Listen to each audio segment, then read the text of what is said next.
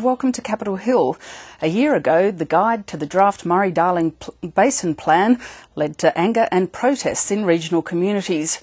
A year on, the Murray-Darling Basin Authority is hoping the draft plan will meet the three-way test between environmental, social and economic needs. Labor will be looking to the needs of its own party on the weekend, with the Labor Party conference potentially looking at changes to the way dealing maybe with Kevin Rudd's suggestions that party positions be voted by the rank and file. Joining me to discuss the day's issues are Liberal Senator Michaelia Cash and Labor MP Andrew Lee. Welcome to you both. G'day Michaelia. Thank you. G'day Lyndall. We'll start with the latest version of the Murray-Darling Basin Plan and the reaction to it today. Today we start the next step toward a new way of managing the basin. We look forward to working with communities to help improve it and refine it. The 20-week consultation process will be a further opportunity to add value. The Basin Plan, as released today, in our view, does not provide that balance. It gives primacy to the environment, where people and communities have come a poor second. This is game on. This is the start of the process. And what we've seen today doesn't give us enough confidence that we're going to flush salt from the river, that it will flow properly and that it can live. We have allowed the Murray-Darling Basin to be governed as though rivers would respect state boundaries. That ends today. And what we have to do now is make sure that we deal with the basin as a whole, that we restore its system to health. It's the plan you have when you're not having a plan. Because a plan that doesn't say exactly how much water comes from individual communities and doesn't say exactly how much water will go to particular environmental assets is a plan that obviously nobody can base future decisions on, nobody can get any certainty from. Andrew, there was never any prospect, was there, that when you get the federal government, 4 states and a territory, farmers, irrigators, regional residents and environmentalists together, that they'd agree on this? Lyndall, this is deeply hard politics, but as John Howard said in 2007, the old way of managing the Murray-Darling Basin has reached its use-by date. There are constant battles between state and territory governments on this, and it's important that we take a national view. This plan, I think, sets a reasonable balance. It's a balance that will see the mouth of the Murray open 9 years out of 10. 2,750 gigalitres back into the system, and being done through buybacks using a market mechanism that's the most effective and efficient way of improving the health of the river. Michaelia, the allocation of water has been argued for a very long time. As Andrew pointed out, this process was started by John Howard. Is it now up to the federal government and the federal parliament to mandate a plan that everybody needs to live by?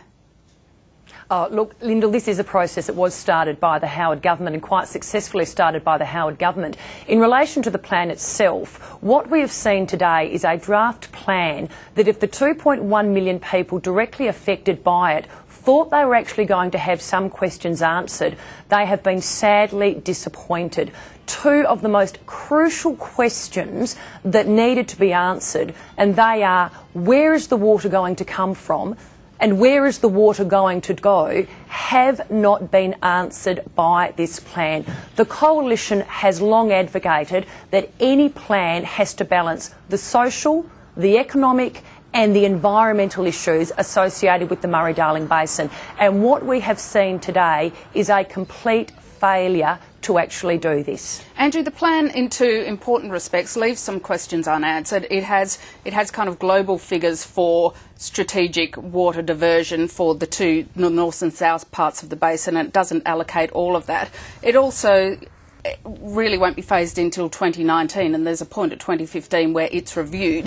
Is there too much that is left unanswered in this plan? Well, Lyndall, the first thing to be said about this is that we're at the beginning of a consultation phase, which will take 20 weeks of consultation. Minister Burke will be around the country speaking to people about it. But the second is, I think it's disappointing that Michaelia is playing old-style politics on this, is that when you set an overall target for water buybacks, that is different from micromanaging. That is different from playing command and control. You buy back only from willing sellers, so you can't guarantee who are going to be those willing sellers, whether it'll be a farmer over here or a farmer over there. What you know is that they're willing to sell back, often because they've improved the efficiency of their farm, and that's going to mean more water back in the basin. It's exactly the analogy with climate change. The Coalition has this old sort of command and control approach with climate change as well, and again, their approach is an anti-market approach, which will end up being far more expensive and won't achieve the same environmental outcomes. Michaelia, the plan talks a lot about localism and the importance of people on the ground making the decisions. Is this one case where that is really important? Those on the ground, whether they be farmers or irrigators or people who live in regional communities, need to take time to be able to look at this and thoroughly assess it and have a real input into the process. Look, Lyndall, this government has been in power now for 4 years. This has been a very, very long process. And where we are today is only slightly further down the track than we were when 12 months ago. There is no certainty for the people affected by the Murray-Darling Basin. I mean, I'd like to ask Andrew, where is the 40% of the water in relation to the shared reduction amount actually coming from? We have seen minimum levels set, but there are no maximum levels set. If you're an investor looking to make an investment decision in relation to the Murray-Darling Basin, upon what are you actually making your investment decision? The Water Minister, to say the least, is going to be a very, very busy minister over the next few weeks, because if the calls that I've had to my office this morning in relation to communities who are saying, how do we get the Water Minister to come to us and discuss this plan, are any indication of the level of concern in communities, the Minister has a lot of explaining to do. He's a busy minister. He'll be in Griffith tomorrow, and this will be part of an ongoing conversation with many of the basin communities. I think you're right that this involves a lot of conversations, and that's why this 20-week period is continuing. But make no mistake, a water market is the most efficient way of dealing with this problem, not the old command and control solutions. If we could move on now, the Labor Party conference meets on the weekend, and the former Prime Minister Kevin Rudd had his say about what he'd like to see discussed. First, the National Secretary, the person most responsible for the future of the party's organisational activity in the community, should be directly elected by the party's membership, all 35,000 of them. Second, the National Executive, the chief administrative authority of the party, should be elected directly by the party membership, all 35,000 of them. And thirdly, the delegates to the National Conference of the ALP, to give members a real say on policy, to break the power of the factions and to encourage our mass membership to become fully engaged, they too should be directly elected by all 35,000 of our party's members. Andrew Lee, that's a number of ways the former Prime Minister says that the party membership, the rank and file, should have a direct say in a number of party positions. Is that the way to re-engage members? I think it's certainly important that we think creatively about how to re-engage members, Lyndall. I've been involved in the Labor Party for more than 20 years, and the problems that we're facing are not dissimilar, frankly, from the problems that many mass membership organisations are facing.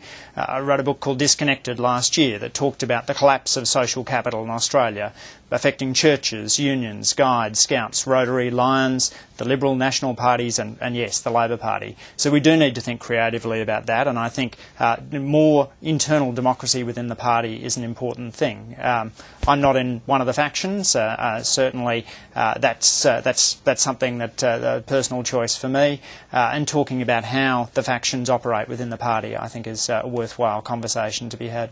Michaelia, both major parties have been struggling for some time with falling membership. Do you think engaging the rank and file members, the grassroots members of the Liberal parties and national parties could work for you as well? Oh, could I just say, Lyndall, there's one thing the Liberal Party is very good at, and that is engaging with the rank and file members. But look, just in relation to the Foreign Minister, Kevin Rudd, and his proposals, you would expect nothing more and nothing less from a former Prime Minister who was politically executed by the faceless men from New South Wales in Sussex Street. Those men are still alive and well in the Labor Party, and we saw that last Thursday with the political execution of the Speaker of the House of Representatives, Harry Jenkins. So after being politically executed, I would expect nothing more and nothing less from Mr Rudd, whether or not his proposals actually do play out. And we do see power being divested from the faceless men in Sussex Street to the rank and file members of the ALP. Well, we're all going to wait with bated breath. Andrew, the former Prime Minister also, when it was put to him that whether the rank and file should elect the leader of the Labor Party, didn't say no to that. Do you think Kevin Rudd might see it as a way of getting the numbers he might need to come back into the leadership? Oh, look, it's certainly not going to canvass everything that'll be focused on the National Conference, Lyndall. I mean, that'll be a debate for the National Conference. Brendan O'Connor, one of the government ministers and one who's very close to the Prime Minister, told the Press Club today he believes the party platform on same-sex marriage should be changed. Do you think that it's looking more and more likely or less likely that there will be a change on the platform on that issue? My own position is to support a change on the platform, but I've spoken to many people in my own electorate. I know there are sincerely and deeply felt views on both sides of this debate, and it's one that I think will be conducted with respect on the weekend. Michaelia, if we could turn now to comments by Tony Abbott today. He was asked about the government's increase in family tax benefit to encourage older teenagers to stay at school. It was announced at the last election. It was included in the budget. When he was asked about it today, he said, no, we'll have to have a look at it.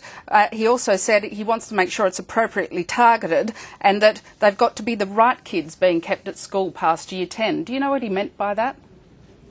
Oh, look, can I say I have read the comments, and I've also seen what the Labor Party have twisted those comments into. And I have to say that only a government as desperate as the current Gillard government would twist Mr Abbott's words. What Mr Abbott was saying is a long-held belief by so many in society. It is not necessarily appropriate that every child who turns 15 should stay at school and complete year 12. There are always going to be circumstances where it is much better for a child to leave school at 15 or 16 and undertake an apprenticeship. We are facing a massive skill shortage in Australia. I would encourage kids who want to be electricians, who want to be plumbers, to actually leave school and go and get those skills which are actually going to build Australia into the future. So in terms of what Mr Abbott was saying, he was recognising that in certain cases it is far more appropriate for a child to leave school at 15 or 16, and that we should not encourage every single student who may not have the ability or even the desire to stay on until year 12. Andrew, both major political parties have come up with schemes to encourage children to go into apprenticeships. That's fair enough, isn't it? Some stay at school, some don't. Lyndall, we were forceful in pushing a rise in the school leaving age. There's a very good reason for that, because we know the economy is going to be more and more technologically advanced. You'll need better education to cope with it. Mr Abbott thinks that there is a right kind of kid and a wrong kind of kid. It's almost like he's making his list and checking it twice, looking at who's been naughty and who's been nice. And if you've been naughty, you don't get to stay on school under Mr Abbott. That's deeply concerning, wrong for the economy and wrong for the kids. And that's where we'll have to leave it. Michaelia Cash and Andrew Lee, thank you very much for your time. Thanks, Michaelia. Thank you very much, Lyndall. And thank you for joining Capitol Hill. Join us at the same time tomorrow.